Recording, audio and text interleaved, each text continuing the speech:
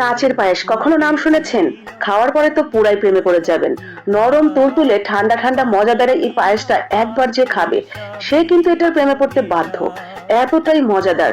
গরমের মধ্যে এরকম ঠান্ডা ঠান্ডা মজাদার এই পায়েসটা যে একবার খাবে তার একেবারে আত্মা পরাণ সব জড়িয়ে যাবে। তো আমরা আজকে এই কাচের পায়েসটা তৈরি করব সাবুদানা দিয়ে। তো আমি এখানে সাবুদানা নিয়েছি ছোট্ট বাটির 1 বাটি। খুবই অল্প পরিমাণে হবে, খুব বেশি কিন্তু হবে না এখানে। আর এটা অল্প ভেজালেও অনেকটা বেশি হয়ে যায়, সেটার পরিমাপ করেই ভেজাবেন। সামান্য একটু লবণ দিয়ে অল্প অল্প করে পানি নিয়ে ঠিক এইভাবে একদম ভেজা ভেজা ভাব থাকবে, কিন্তু অতিরিক্ত পানি থাকবে না। এইভাবে 10 থেকে 15 মিনিট রেখে দিব। 10-15 মিনিট পর এটা কিন্তু একদম নরম হয়ে যাবে ভেতর পর্যন্ত।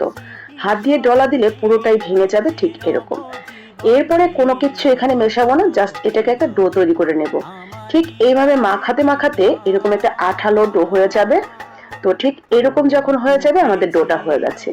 হাতে বেজে থাকা অতিরিক্তটা আমরা ক্লিন করে নিয়ে হাতে একটু ঘি অথবা রান্নার রেগুলার তেল, যেটা আপনার ভালো লাগে বা হাতের কাছে থাকে, অথবা বাটার হাতে মেখে নেবেন। এরপরে ছোট ছোট করে এরকম আমরা বলগুলো তৈরি করে নেব। এই বলগুলো আপনার ইচ্ছা আপনি কত বড় তৈরি করতে চান, তবে আমি একেবারেও ছোট করিনি, আবার একেবারেও বড় করিনি, কারণ বলগুলো কিন্তু দুধের মধ্যে দেওয়ার পর এগুলো আবার ডাবল হবে। তো সেই অনুসারে আপনি সাইজ মতো করে নেবেন। এরপরে আগে থেকেই দুধটা চুলায় বসিয়ে রাখবেন। গরুর দুধ দিয়ে আমি রান্না করেছি, আপনারা চাইলে পাউডার দুধ দিয়েও রান্না করতে পারেন। গরম দুধের মধ্যে ছেড়ে দিবেন। কোনোভাবেই এটা ঠান্ডা দুধের মধ্যে কিন্তু দিবেন না, দুধটা আগেই চুলায় বসাবেন। দুধটা যখন উতলানো আসবে এরপরে গরম দুধের মধ্যে ছেড়ে দিয়ে আমরা এই দুধের মধ্যে ছেড়ে দেওয়ার পরে প্রায় 15 মিনিটের মতো লো আঁচে বসিয়ে রাখবো। লো আঁচে 15 মিনিট থাকার ফলে এটা কিন্তু পুরোপুরি সিদ্ধ হয়ে যাবে আর কালারটা চেঞ্জ হয়ে পুরাই কাঁচের মতো হয়ে যাবে। এরপরে যখন পুরোপুরি সিদ্ধ হয়ে যাবে এরপর আমরা চিনিটা অ্যাড করে দিব। আপনি গুড় দিয়ে রান্না করতে চাইলে গুড় দিবেন অথবা চিনি, সাথে একটা চিনি দিয়ে ঘন করে রান্না করে নামিয়ে নিলেই রেডি হয়ে যাবে। এরপরে এটাকে ঠান্ডা করার জন্য নরমাল ফ্রিজে রেখে দিবেন কিছুক্ষণ। এরপরে ঠান্ডা ঠান্ডা এই পায়েসটা সার্ভ করবেন।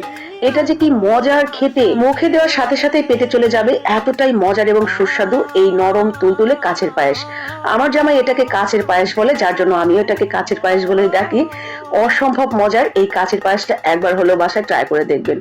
অসম্ভব ভালো খেতে মালাই স্বাদের এই সাবুদানার পায়েসটা আপনারা রাখতে পারেন মেহমান আপ্যায়নও। এছাড়া আপনার প্রিয় মানুষের মন জোগানোর জন্য এটা কিন্তু বেস্ট অপশন। তো ভালো লাগলে অবশ্যই বানাবেন, লাইক কমেন্ট শেয়ার করে দিবেন বাকিদের জন্য।